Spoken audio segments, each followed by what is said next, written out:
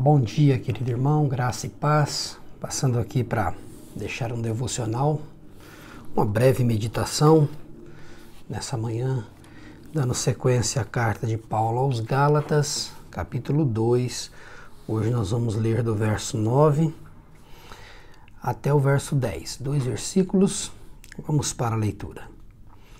De fato, Tiago, Pedro e João, tidos como colunas, reconheceram a graça que me foi dada e aceitaram Barnabé e a mim como seus colaboradores. Eles nos incentivaram a dar continuidade à pregação aos gentios, enquanto eles prosseguiriam no trabalho com os judeus. Sua única sugestão foi que continuássemos a ajudar os pobres, o que sempre fiz com dedicação.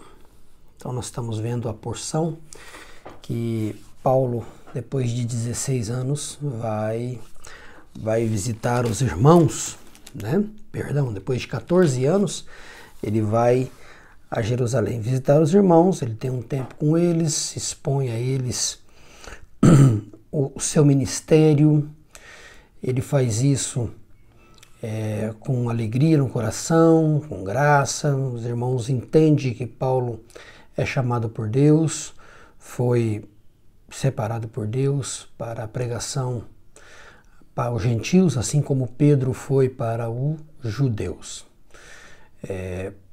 Tanto é que os irmãos não faz questão que Tito seja circuncidado, e Paulo assim procede, né, mostrando que o evangelho é o evangelho da graça de Deus. Ele assim o faz por causa que alguns irmãos estavam infiltrados na igreja, eram judaizantes, eram falsos irmãos, na verdade, que tinham intenção de escravizar. Mas Paulo não cede a eles e, em momento nenhum, né, ele propaga a verdade, preservando a verdade. E a reputação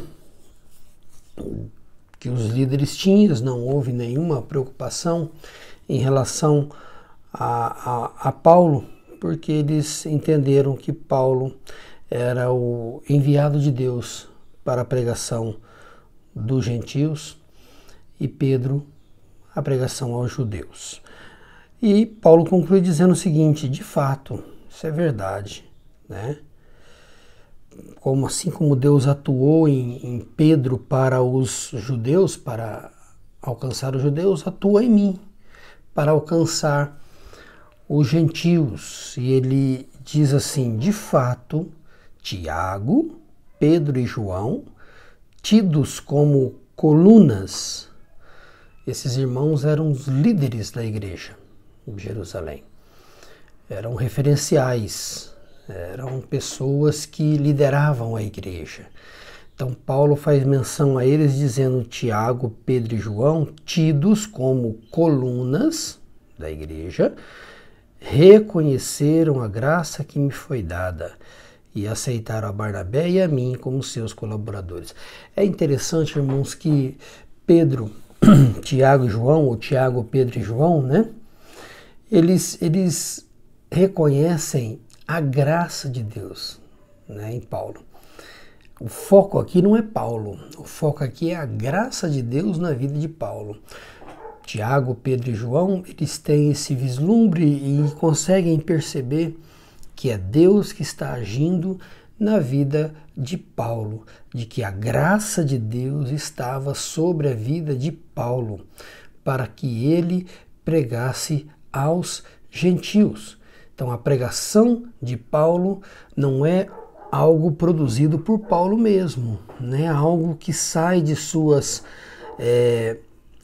logias, de seu conhecimento, de sua capacidade de erudição. Não, a pregação de Paulo, ela é oriunda da graça de Deus, ela provém da graça de Deus, é uma graça que lhe foi dada, que lhe foi concedida por Deus, para que ele pregasse aos gentios. Olha o que o texto diz: Tiago, Pedro e João, tido como coluna, ou seja, os referenciais daquela igreja, os líderes daquela igreja, as colunas daquela igreja, reconheceram a graça que me foi dada e aceitaram. Uma vez que eles reconhecem a graça de Deus, eles dizem: esses homens são homens de Deus. Paulo é um escolhido de Deus. Seu companheiro Barnabé são homens de Deus, eles anunciam o evangelho do Senhor. Eles aceitaram Barnabé e a mim como seus colaboradores. É como se Tiago, Pedro e João estivessem dizendo assim: irmãos, a multiforme graça, a graça de Deus nos alcançou a Paulo também, alcançou esses irmãos, Barnabé. Eles estão do mesmo lado que nós, estão anunciando o mesmo evangelho. Nós anunciamos aos judeus, eles estão anunciando aos gentios, mas o evangelho é um só, a graça é uma só, o nosso Deus é um só, nós estamos todos do mesmo lado. Então eles aceitaram como seus colaboradores, mas eles só não aceitaram, eles fizeram mais do que isso. O texto nos diz: eles nos incentivaram, né, a dar continuidade à pregação aos gentios. Não é simplesmente aceitar no sentido de dizer: não, vocês fazem parte, beleza, fiquem por aí e tal. Não. Há um incentivo da parte desses irmãos de Tiago, Pedro e João. Há um incentivo em dizer: olha, continuem a pregar este evangelho. Continuem a pregar esse evangelho. E aqui não é interessante, irmãos, que não é incentivo por incentivo, no sentido de que não, vai lá, você pode, faça e tal. Não. O incentivo tem como objetivo aqui a glória de Deus, a salvação dos pecadores. Eles estão sendo incentivados a pregar o evangelho. A pregar o evangelho. Continuem firmes na palavra.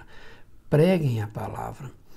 Um texto que me vem à mente, enquanto pensamos nisso, é o texto de Atos, capítulo 4, quando os discípulos são soltos e vão estar com os irmãos, e eles fazem uma oração maravilhosa, dizendo que o Senhor concedesse a eles intrepidez para anunciar a palavra.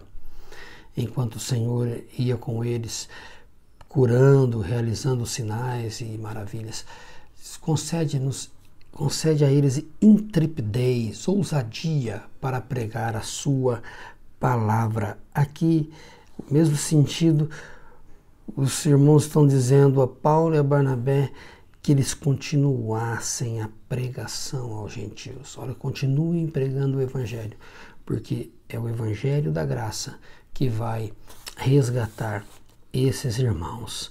Então observe que, ao passo que eles incentivam a Paulo e a Barnabé a continuar a pregação, eles dizem o seguinte em relação a eles: eles dizem, enquanto eles prosseguiriam no trabalho com os judeus. Então, observe que o incentivo é para que eles continuem pregando aos gentios, ao passo que eles também continuariam pregando aos judeus. Então, vamos dizer assim, é um múltiplo incentivo, né? Você incentiva alguém a fazer algo enquanto você também continua naquele trabalho a qual você se encontra. Aqui, Tiago, Pedro e João diz o seguinte: continue anunciando aos gentios, enquanto nós estamos aqui, vamos continuar anunciando aos judeus.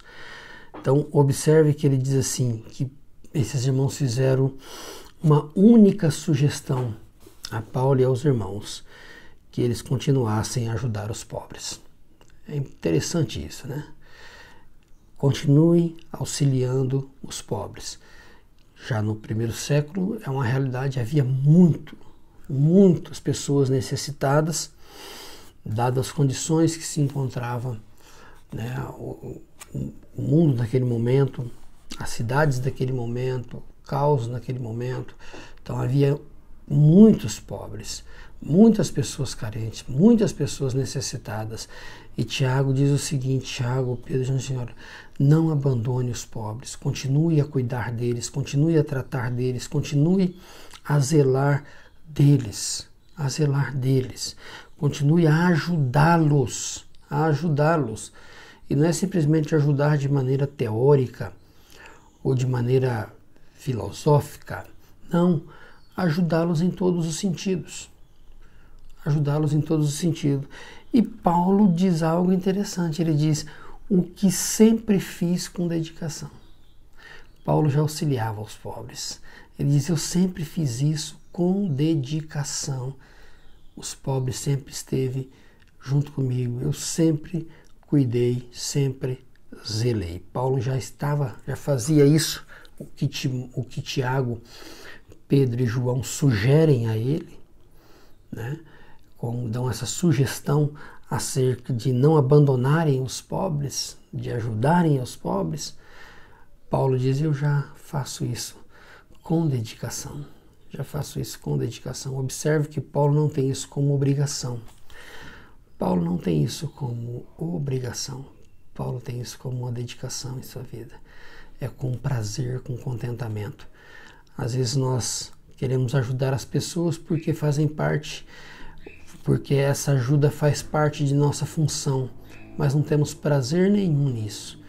Meus irmãos, nós precisamos entender que devemos ajudar o outro com dedicação, com alegria, com prazer, com contentamento. Porque um dia Cristo nos alcançou naquela cruz e nos tem dado graça para que nós possamos socorrer uns aos outros. Que Deus nos ajude nessa caminhada a fazermos isso e a glorificarmos o seu nome. Amém? Que Deus abençoe o seu dia. Em nome de Jesus.